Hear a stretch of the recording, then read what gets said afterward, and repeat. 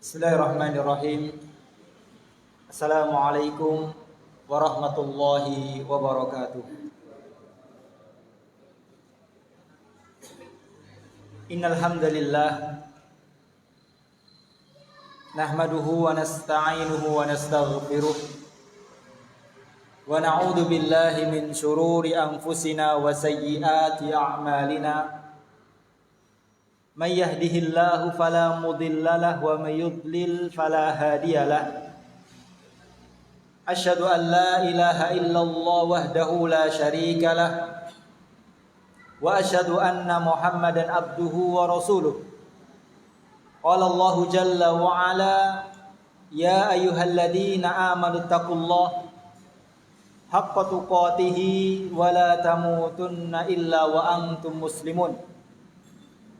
Wahai orang-orang yang beriman, bertakwalah kalian kepada Allah Subhanahu wa taala dengan sebenar-benar takwa. Dan janganlah sekali-kali kalian meninggal dunia kecuali dalam keadaan Islam atau berserah diri kepada Allah Subhanahu wa taala. Wa qala Rasulullah sallallahu alaihi wasallam fa inna asdaqal hadithi kitabullah wa khairal hadi hadi Muhammadin sallallahu alaihi wasallam wa syarrul umuri muhdatsatuha fa inna kulla muhdatsatin bid'ah wa kulla bid'atin dhalalah wa kulla dhalalatin finnar. Amma ba'du, kaum muslimin muslimat, jamaah kajian Masjid Asy-Syuhada rahimani Allah wa iyyakum jami'an, yang semoga senantiasa dijaga oleh Allah Subhanahu wa taala. Alhamdulillah, yang pertama kita bersyukur kepada Allah Subhanahu wa taala atas segala limpahan nikmat, rahmat dan karunia yang telah Allah Subhanahu wa taala anugerahkan kepada kita. Sehingga dengan nikmat-nikmat tersebut, alhamdulillah pada kesempatan malam hari yang penuh barokah ini, kita dapat berkumpul di salah satu tempat yang paling dicintai oleh Allah Subhanahu wa taala, yaitu di rumah-rumah Allah Subhanahu wa taala. Sebagaimana Rasulullah sallallahu alaihi wasallam pernah bersabda, ahabbul biladi indallahi masajiduha. Ya, tempat yang paling dicintai oleh Allah Subhanahu wa taala adalah masjid-masjid. Ya, alhamdulillah, ya, kita dipertemukan oleh Allah, dikumpulkan oleh Allah Subhanahu wa taala di tempat yang paling indah di dunia ini. Tempat yang paling dicintai oleh Allah Subhanahu wa taala di dunia ini.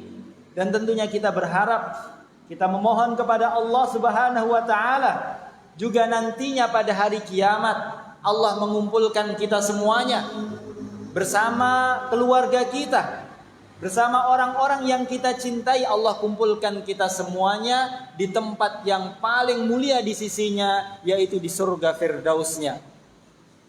Kaum muslimin muslimat, a'azani Allah wa iyyakum jami'an, di tempat yang mulia ini, di waktu yang sangat berbarokah ini, ya tidak lain dan tidak bukan kita yang menjalankan salah satu amaliyah ibadah yang sangat besar nilainya di sisi Allah Subhanahu wa taala, yaitu thalabul ilmi, mempelajari ilmu agama. Maka ini merupakan amalan yang paling besar nilainya di sisi Allah Subhanahu wa taala. Dan mempelajari ilmu agama dibagi oleh para ulama yang menjadi dua hukum. Yang pertama adalah ilmu-ilmu agama yang wajib untuk dipelajari bagi setiap muslim. Dan ada ilmu-ilmu agama yang hukumnya sunnah, mustahab untuk dipelajari oleh seorang muslim.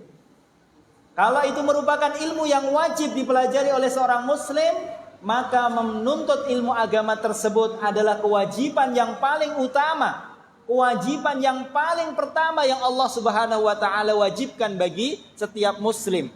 Sebelum Allah mewajibkan ibadah-ibadah yang lainnya, sebelum Allah mewajibkan salat, sebelum Allah mewajibkan puasa, ya sebelum Allah mewajibkan ibadah-ibadah yang lainnya, yang pertama kali kewajiban yang Allah wajibkan adalah mempelajari ilmu agama. Kemudian adapun ilmu agama yang mustahab, yang sunnah untuk kita pelajari, maka para ulama mengatakan bahwasannya amalan sunnah yang paling baik, ibadah sunnah yang paling baik adalah thalabul ilmi, yaitu mempelajari ilmu agama.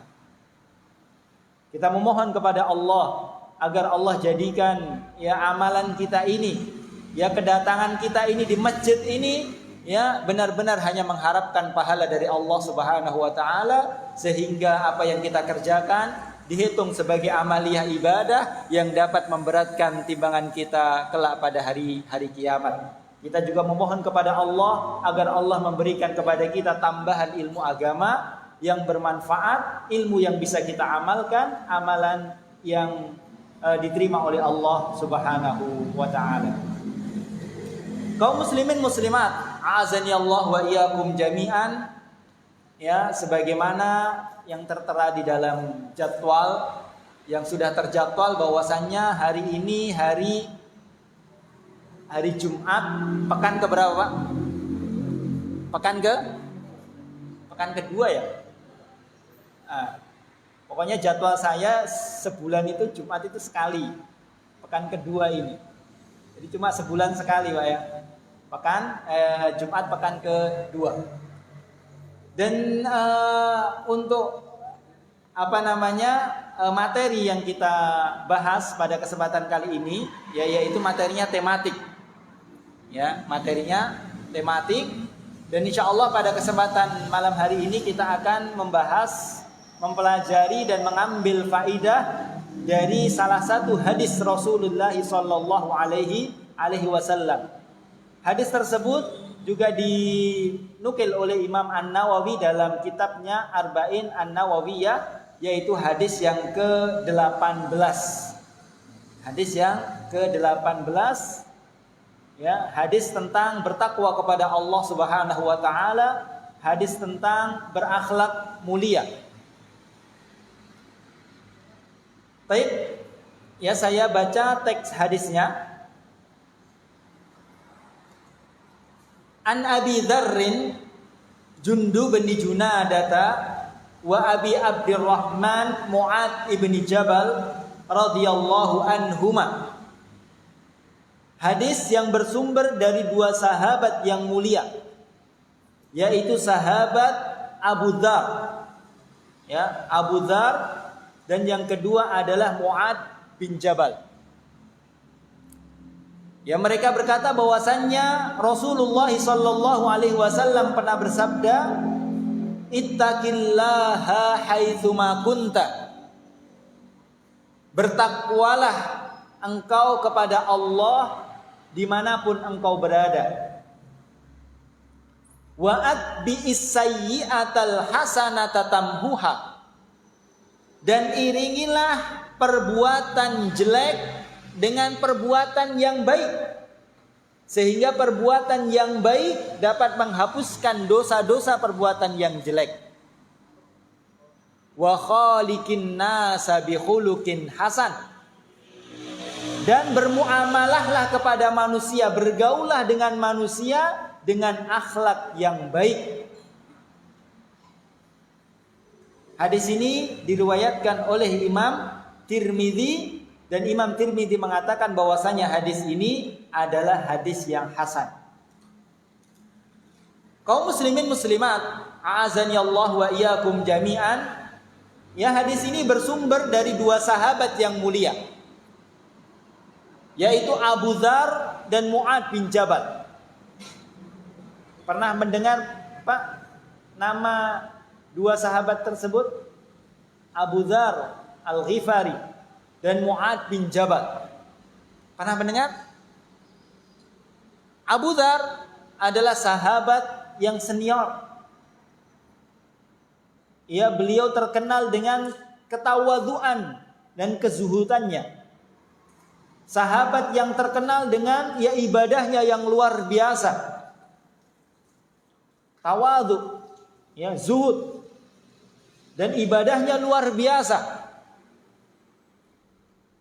Ya, beliau senantiasa menyibukkan diri dengan ibadah.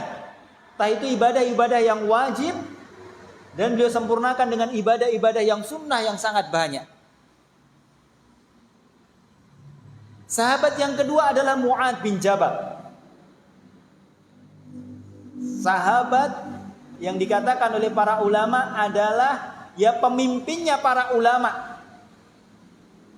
Bahkan Rasulullah SAW mengatakan, ya, a'rafu ummati bil halali wal haram Mu'adz bin Jabal. Orang yang paling tahu hukum halal dan haram dalam Islam dari umatku ini adalah Mu'adz bin Jabal. Jadi ya manusia, sahabat yang paling tahu tentang hukum halal dan haram, Mu'adz bin Jabal. Dan yang paling fasih dalam Al-Quran. Ya, fasih dalam Al-Quran. Walaupun beliau berusia berusia muda. Ya. Beliau dari Ansor. Ya, tatkala Rasulullah SAW hijrah dari Makkah ke Madinah, ya beliau sahabat Mu'adz itu senantiasa mengikuti Nabi SAW terus untuk mengambil ilmu, bermulazamah kepada Rasulullah.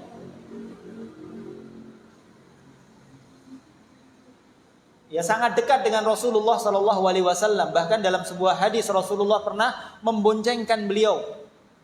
Kemudian Rasulullah mengatakan, "Ya Mu'adz, wallahi inni la uhibbuk. Wallahi inni la uhibbuk." Wahai Mu'adz, demi Allah, sungguh saya sangat mencintaimu. Demi Allah, sungguh saya sangat mencintaimu. Ya, karena ilmunya yang luar biasa dari Mu'adz bin Jabal. Oleh karena itu, ya Rasulullah mengutus Mu'adz bin Jabal untuk berdakwah ke negeri Yaman. Dan orang-orang Yaman pada saat itu adalah orang-orang yang intelektual, orang-orang yang pinter. Maka tidak sembarangan Rasulullah mengirim sahabat untuk berdakwah ke sana. Rasulullah pilih orang-orang yang benar-benar menguasai ilmu agama yang luas.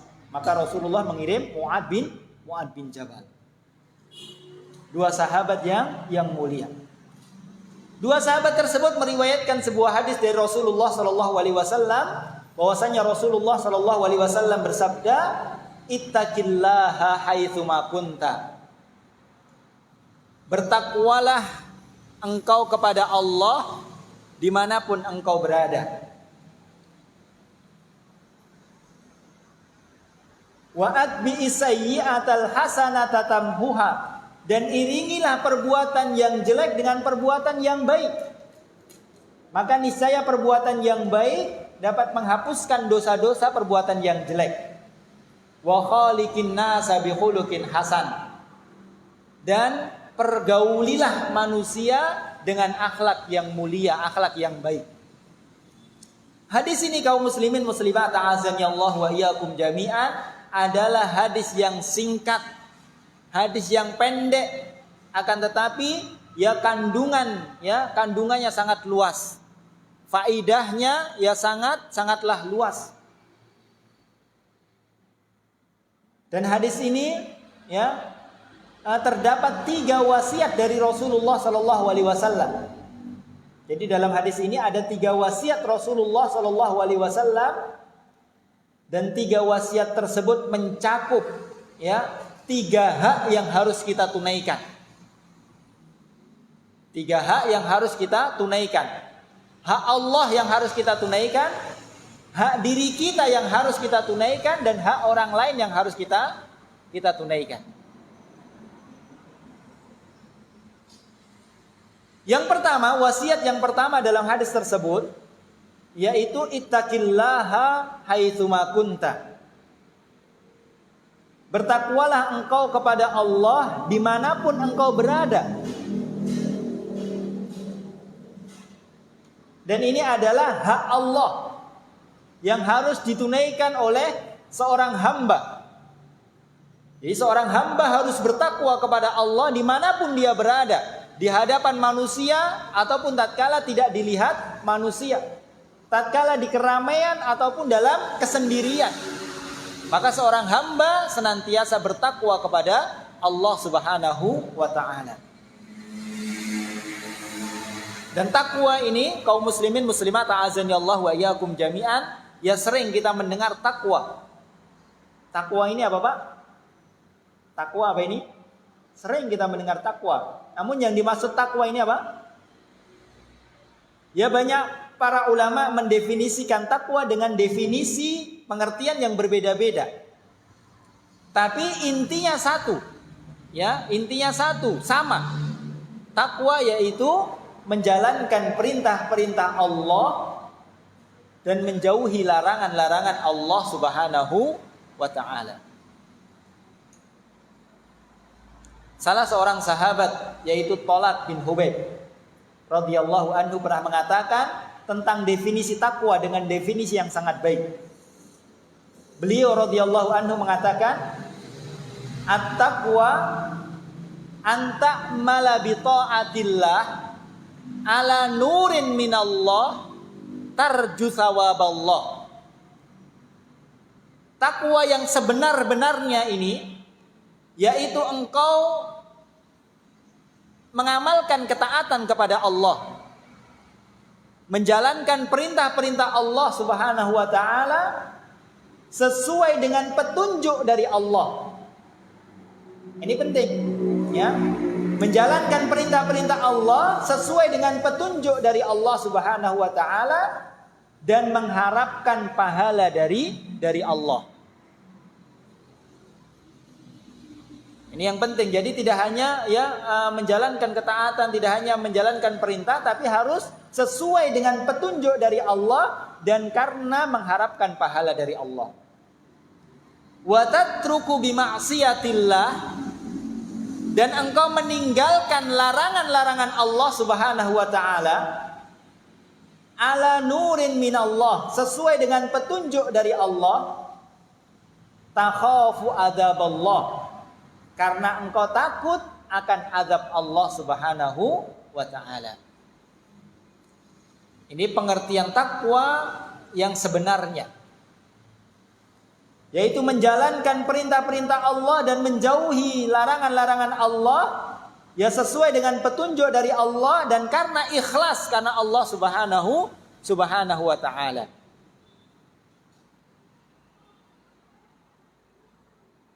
Dan takwa kaum muslimin, muslimat ta'azani Allah wa iyyakum jami'an. Ketakwaan inilah, ya, ketakwaan inilah yang menjadi bekal, satu-satunya bekal bagi seorang muslim yang memberikan manfaat nanti pada hari kiamat. Satu-satunya bekal yang bermanfaat bagi seorang muslim tatkala menghadap Allah pada hari kiamat.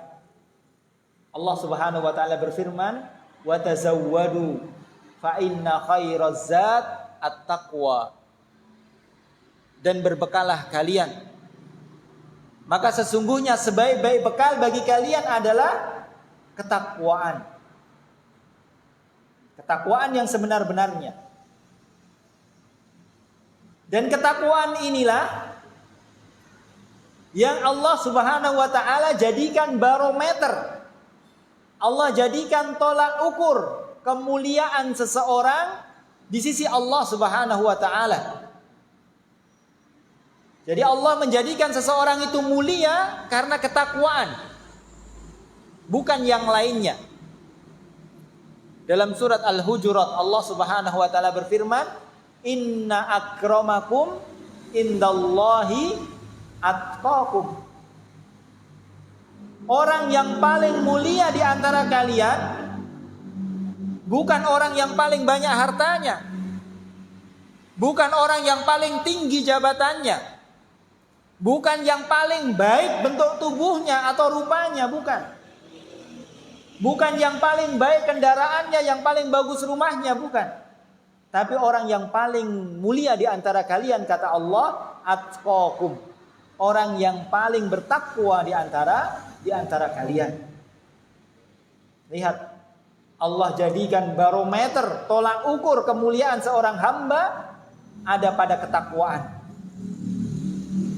Semakin seseorang bertakwa kepada Allah, maka akan semakin mulia di sisi Allah, semakin tinggi derajatnya di sisi Allah Subhanahu wa taala. Dan ini berbeda dengan penilaian manusia. Ya, kebanyakan manusia ya menjadikan barometer kemuliaan pada harta. Semakin banyak harta seseorang, semakin kaya raya seseorang, maka akan dipandang semakin mulia di mata manusia. Semakin tinggi jabatan seseorang, maka akan semakin mulia dalam pandangan manusia. Atau semakin sempurna wajah, bentuk tubuh seseorang, maka akan semakin mulia di mata manusia. Tapi tidak bagi Allah Subhanahu wa taala. Yang Allah jadikan tolak ukur satu, yaitu ketakwaan.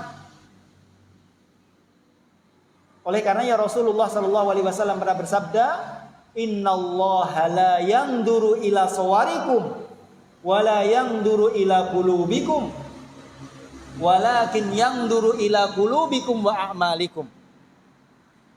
Sesungguhnya Allah Subhanahu wa taala tidaklah melihat atau tidaklah menilai ya wajah-wajah kalian, bentuk-bentuk tubuh kalian, tidak. Allah tidak peduli dengan itu semuanya. Akan tetapi yang Allah lihat, yang Allah nilai dari seorang hamba, yaitu hati-hati mereka dan amalan-amalan mereka, ketakwaan mereka.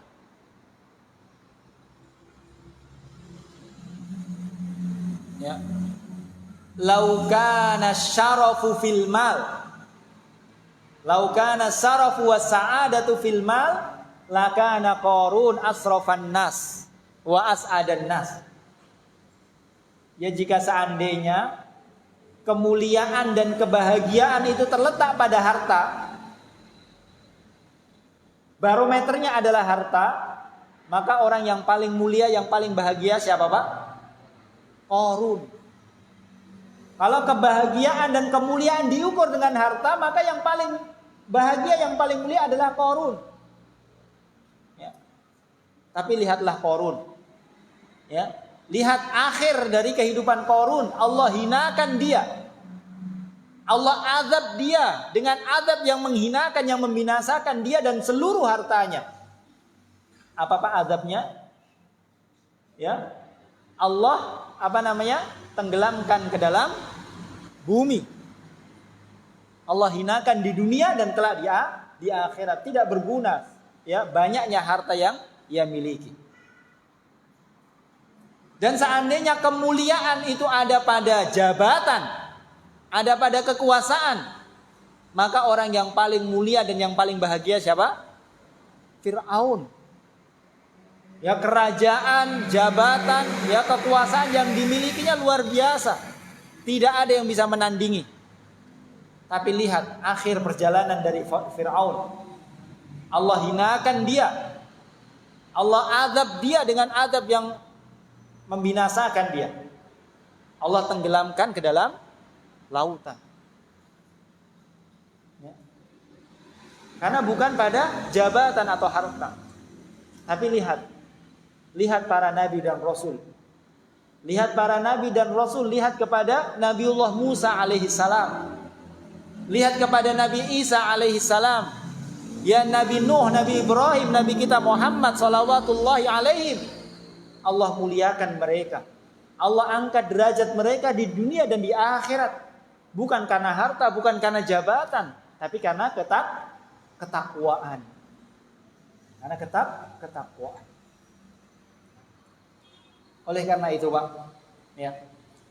Jadi barometer kemuliaan ya yang Allah jadikan dan yang dijadikan manusia ini berbeda. Allah jadikan barometer ketakwaan kalau manusia dilihat dari dunianya. Tapi seorang mukmin ya tentunya dia akan mengedepankan penilaian siapa? Penilaian Allah Subhanahu wa taala terhadap dirinya daripada penilaian manusia.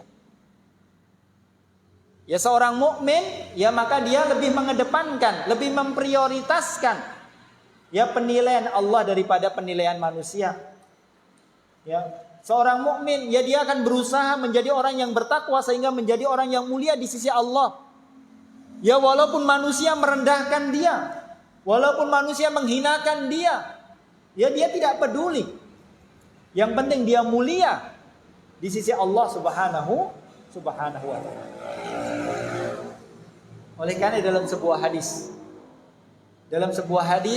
Rasulullah SAW bersabda, manil tamasa ridallahi bisakhatin nas radhiyallahu anhu wa ardo anhun nasa. Barang siapa yang mencari keridhaan Allah, yang dia cari keridhaan Allah, dia berusaha ya menjadi orang yang diridhai oleh Allah, walaupun manusia itu membencinya, memurkainya, dia tidak peduli. Yang penting dia mendapatkan keridhaan Allah. Maka apa yang terjadi pada orang tersebut? Radhiyallahu anhu wa ardo anhun nasa.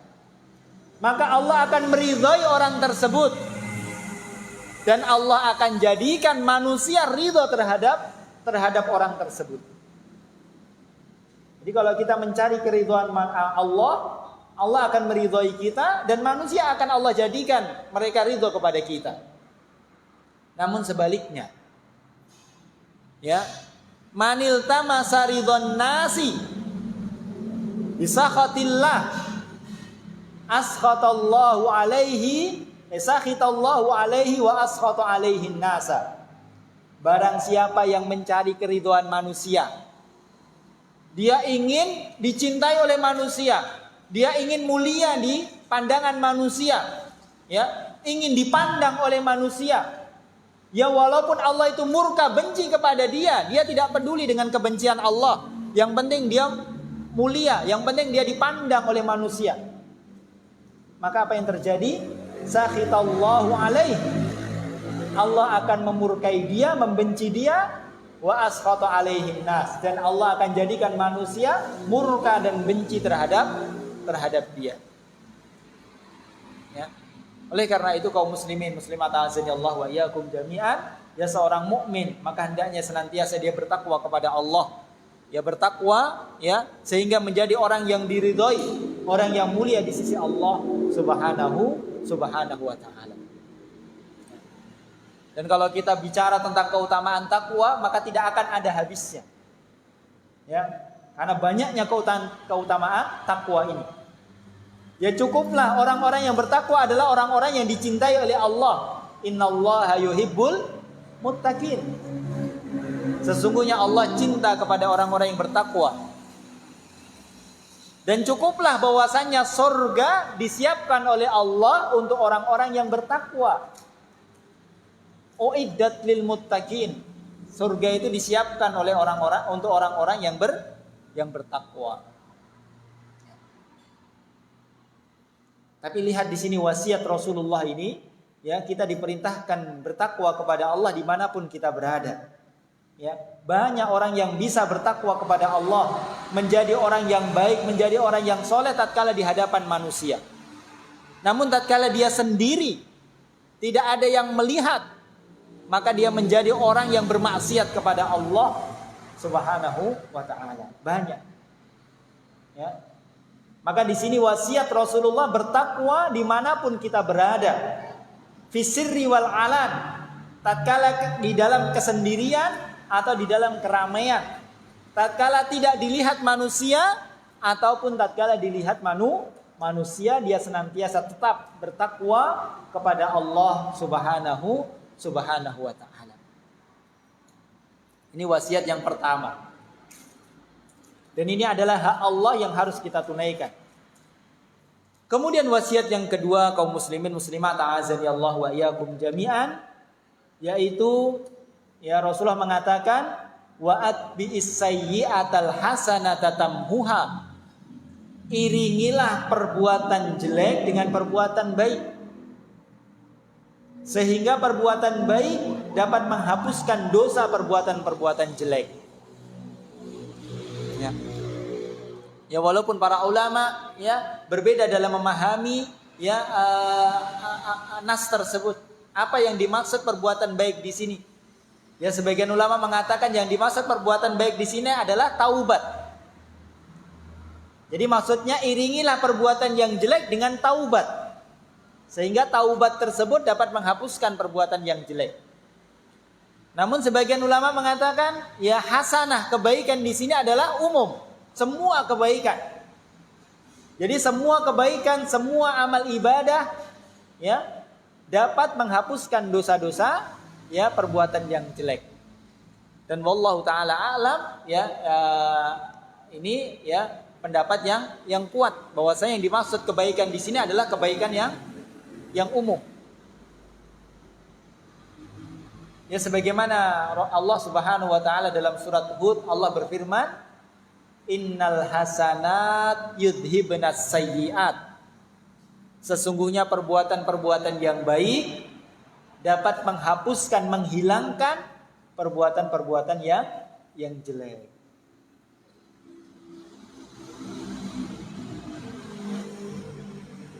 Dan ini adalah hak diri kita yang harus kita tunaikan. Hak terhadap diri sendiri.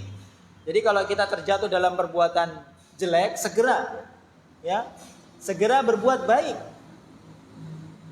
Sehingga perbuatan jelek tadi dosanya dapat dihapuskan dengan perbuatan-perbuatan yang baik. Ya. Ini. Dan ini menunjukkan kepada kita rahmatnya Allah Subhanahu wa taala. Ya, rahmatnya Allah Subhanahu wa taala bahwasannya perbuatan baik yang kita kerjakan dapat menghapuskan perbuatan-perbuatan jelek. Ya. Banyak. Ya, dan ada di sana amalan-amalan tertentu yang dapat menghapuskan dosa. Kayak misalnya apa? Ya. Puasa Arafah. Puasa Arafah itu menghapuskan dosa berapa tahun, Pak? Berapa tahun? 2 tahun. Setahun sebelumnya dan setahun setelahnya, hanya puasa 1 hari. Puasa Muharram menghapuskan dosa berapa tahun? 1 tahun. Itu kan luar biasa. Ini menunjukkan rahmat Allah Subhanahu wa taala. Dan di antara rahmat Allah, kasih sayang Allah kepada hambanya, ya, dosa, ya, perbuatan dosa itu hanya dicatat 1 dosa saja. 1 perbuatan dosa dicatat ya 1 dosa. Namun kalau amal ibadah, 1 amal ibadah dicatat berapa, Pak? Ya, berlipat-lipat. Ya, 10 kali lipat, 700 kali lipat, bahkan berlipat-lipat. Ini keutamaan dari Allah, rahmat Allah. Ya. Contoh membaca Al-Qur'an. Kata Rasulullah, ya, man qara'a harfan min kitabillah falahu hasanatun wal hasanatu bi asri amsalihha. Barang siapa yang membaca 1 huruf saja dari Al-Qur'an, maka dia mendapatkan 1 kebaikan, dan 1 kebaikan dilipat gandakan oleh Allah menjadi 10. Ini luar biasa. Ya. Dan amalan-amalan yang lain dilipat gandakan oleh Allah Subhanahu wa taala. Ya. Makanya para ulama mengatakan, ya jika seandainya amalan baik tidak dilipat gandakan sebagaimana amalan keburukan, maka ya sulit kita ya untuk bisa masuk ke dalam surga. Ya, karena tentunya amalan buruk kita, dosa kita lebih banyak daripada amalan baik kita. Tapi karena rahmat Allah, amalan buruk, amalan dosa tidak dilipat gandakan, bahkan dihapuskan oleh Allah Subhanahu wa taala. Adapun amalan kebaikan, amal ibadah dilipat gandakan oleh Allah Subhanahu wa taala. Bahkan ada amalan yang baik, amal ibadah yang pahalanya terus mengalir walaupun ya seorang tersebut sudah meninggal dunia. Tapi amal ibadahnya, pahalanya terus mengalir. Ibadah apa itu, Pak? Ya. Disebutkan dalam sebuah hadis ada 3 amalan. Idza mata ibnu Adam in qata amaluhu illa min thalath. Apabila telah meninggal ya manusia, maka akan terputus amalannya kecuali 3 amalan. Yang pertama apa? Shadaqatin jariyah. Sedekah yang manfaatnya terus ya, manfaatnya terus mengalir ya. Bangun masjid ya, manfaatnya terus dimanfaatkan oleh manusia. Kemudian wa ilmun yuntafa'u bihi, ilmu yang bermanfaat, ilmu yang diajarkan, ilmu yang didakwahkan, terus pahalanya mengalir. Dan yang ketiga adalah wa waladun salihun yad'u lahu, anak yang soleh, yang solehah, yang senantiasa terus mendoakan orang tuanya, maka menjadi amalan yang terus mengalir walaupun seseorang telah meninggal dunia. Ini ya sekali lagi menunjukkan kepada kita akan besarnya rahmat Allah Subhanahu wa taala. Yang ketiga, yang terakhir yaitu wa khaliqin nasa bi khuluqin hasan. Dan pergaulilah manusia. Ya. Bermuamalahlah dengan manusia dengan akhlak yang baik, akhlak yang mulia. Ini sangat penting. Ya. Ya, Islam tidak hanya memperhatikan hubungan kita dengan Allah Subhanahu wa taala saja. Tapi Islam juga sangat menjaga hubungan baik antara ya manusia. Bahkan di antara tujuan inti diutusnya Rasulullah adalah menyempurnakan akhlak manusia. Ya, innama bu'istu liutammima makarimal akhlak. Sesungguhnya saya diutus ya hanyalah untuk menyempurnakan akhlak manusia, kata Rasulullah. Ya, bahkan perhatian Islam terhadap akhlak yang mulia ini luar biasa.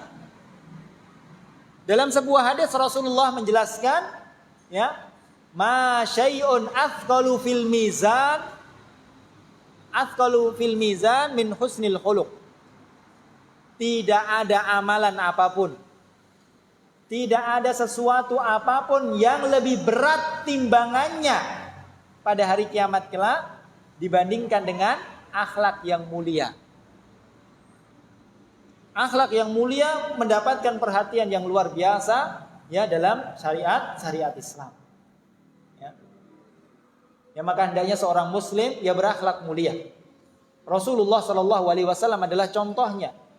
Aisyah tatkala ditanya ya tentang akhlaknya Rasulullah, maka Aisyah mengatakan kana khuluquhul Quran. Akhlaknya Rasulullah itu seperti Al-Quran. Ya, persis seperti Al-Quran. Ya, akhlak yang baik. Ya, maka tidak heran ya apabila banyak sahabat yang dahulu masuk Islam menerima dakwah Rasulullah ya. Yang pertama karena taufik dari Allah, kemudian karena baiknya akhlak Rasulullah sallallahu alaihi wasallam. Karena baiknya akhlak Rasulullah. Kemudian apa yang dimaksud dengan akhlak yang mulia? Ya, para ulama menjelaskan akhlak mulia ini ada 3. Akhlak mulia ini ada 3 dijelaskan oleh para ulama. Yang pertama, badlun nada. Badlun nada ini memberikan manfaat kepada manusia. Ya, apapun manfaat itu. Ya, memberikan sesuatu yang dapat bermanfaat bagi manusia, ini adalah akhlak yang baik. Beri makan, beri bantuan, ya bantuan tenaga, pikiran atau yang lainnya, memberikan ilmu, mengajarkan ilmu. Ya, ini memberikan sesuatu yang bermanfaat. Wa kaful adza, ini yang kedua. Ini yang tidak kalah penting. Menahan diri untuk tidak menyakiti, mendolimi orang lain. Kalau orang banyak memberi tapi juga banyak menyakiti, bukan akhlak yang mulia. Selain banyak memberi, dia menahan diri, menahan tangannya, menahan lisannya, menahan jarinya untuk tidak menulis di media-media sosial atau yang lainnya yang dapat menyakiti ya ataupun merendahkan kehormatan orang lain, mendolimi orang lain. Ini tidak boleh. Yang ketiga, wa wajhut tolak. Ini juga yang mungkin dianggap sepele tapi sangat penting, yaitu bermuka manis. Ya, bermuka manis. Seorang muslim ya hendaknya ya murah senyum. Ya, tidak yang dilihat apa Pak? Kalau yang sepaneng terus itu apa namanya? Cemberut terus ya. Enggak, murah senyum. Dan senyum ini juga luar biasa. Kata Rasulullah, tabassumu kali akhika shadaqatun. Senyummu kepada saudaramu itu sudah sedekah. La tahqiranna minal ma'rufi syai'an. Janganlah sekali-kali engkau meremehkan kebaikan sedikit pun dalam Islam. Walau antal akhaka biwajhin talak. Walaupun hanya sekedar engkau bertemu saudaramu sesama muslim, kemudian engkau menunjukkan wajah yang ceria, yang senang, yang senyum, sehingga membuat orang muslim yang lainnya itu senang. Ya. Ini akhlak yang mulia. Tapi kaum muslimin muslimat azani Allah wa iyyakum jami'an. Yang terakhir, lupa saya satu hadis. Yang terakhir, takwa yang merupakan wasiat yang pertama. Dan akhlak yang baik yang merupakan wasiat terakhir dalam hadis tersebut dari Rasulullah. Ini kalau digabungkan ini luar biasa. Takwa, ya, orangnya bertakwa kemudian berakhlak mulia. Maka kata Rasulullah, tatkala ditanya, ya Rasulullah, ayyu syai'in aktsaru ayyudkhilun nasal jannah. Apa sih yang paling banyak memasukkan seseorang ke dalam surga? Apa ya Rasulullah? Amalan yang paling banyak memasukkan manusia ke dalam surga. Ya. Maka kata Rasulullah, taqwallahi wa husnul khuluq. Bertakwa kepada Allah dan berakhlak mulia kepada manusia. Ya. Ini yang paling banyak memasukkan seseorang ke dalam surga. Sebaliknya ditanya tentang paling banyak yang memasukkan seseorang ke dalam neraka. Ya. Al-fammu wal faraj. Yaitu lisan, ya, lisan dan juga kemaluan, ya, dua hal yang paling banyak memasukkan seseorang ke dalam api neraka. Wa na'udzubillahi min dzalik. Kaum muslimin muslimat azani Allah wa iyyakum jami'an. Mungkin ini yang bisa kita sampaikan pada kesempatan kali ini. Kita memohon kepada Allah Subhanahu wa taala agar Allah senantiasa memberikan kepada kita taufik dan hidayahnya, yang memberikan kepada kita ilmu yang bermanfaat, ilmu yang bisa kita amalkan, amalan yang diterima oleh Allah Subhanahu wa taala. Naktafi subhanakallahumma wa bihamdika asyhadu an la ilaha illa anta astaghfiruka wa atubu ilaik. Wassalamualaikum warahmatullahi wabarakatuh.